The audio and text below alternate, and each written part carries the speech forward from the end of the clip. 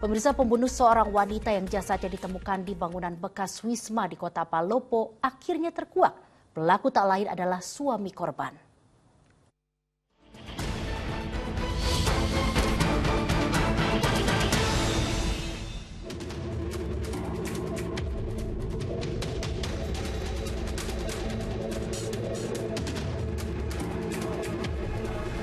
Garis polisi dipasang petugas menyusul ditemukannya sesosok jasad wanita di sebuah bangunan bekas Wisma di Jalan Andi Jemak, Kota Palopo, Sulawesi Selatan.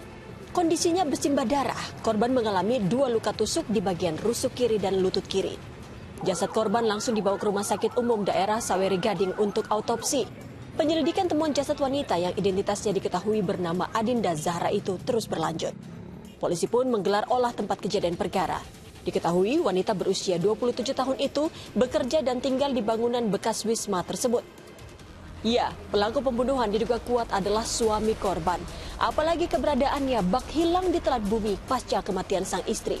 Sehari usai kejadian, polisi mengamankan terduga pelaku di rumah kerabatnya di Kelurahan Pajelesang, Kota Palopo. Oleh petugas sebelum menjalani pemeriksaan, pelaku yang tak lain suami korban itu dibawa ke rumah sakit untuk mendapatkan perawatan medis. Ia mengalami luka tusuk di bagian perut yang diduga dilakukan oleh korban sebelum tewas dibunuh. Saat kejadian, ia mendatangi rumah korban dengan membawa sebilah badik. Ketika bertemu, tersangka meminta sang istri untuk bersama-sama membawa anak sematawayang mereka ke rumah sakit karena kondisi kesehatannya terganggu.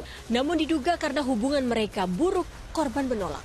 Saat itulah pelaku naik pitam dan berupaya menikam korban. Tetapi serangan itu ditangkis korban hingga pisau terjatuh.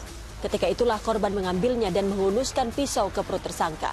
Setelah berhasil menggapai pisau dengan membabi buta, tersangka lalu menusuk korban di perut dan kaki. Dalam kondisi luka parah, korban ditinggalkan tersangka hingga meninggal dunia. Korban itu diajak untuk ke suami untuk membawa anaknya berobat di rumah sakit karena anaknya lagi sakit. Tapi korban tidak mau, alasannya mau keluar. Terjadi perselisihan, pertengkaran sehingga pelaku melakukan penusukan terhadap korban. Diduga faktor ekonomi serta ketidakharmonisan keluarga menjadi latar belakang pria bernama Ansar itu menghabisi nyawa istri tercintanya.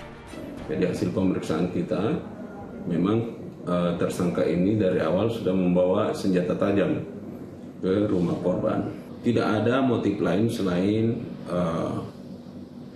percecokan itu awal tadi itu. Mengajak istrinya untuk bawa anaknya ke rumah sakit. Tidak ada indikasi lainnya. Polisi menyita sebilah pisau badik sebagai barang bukti serta sebuah ponsel. Sebagai ganjaran menghilangkan nyawa sang istri, tersangka pun terancam hukuman 20 tahun penjara. Tim Liputan melaporkan.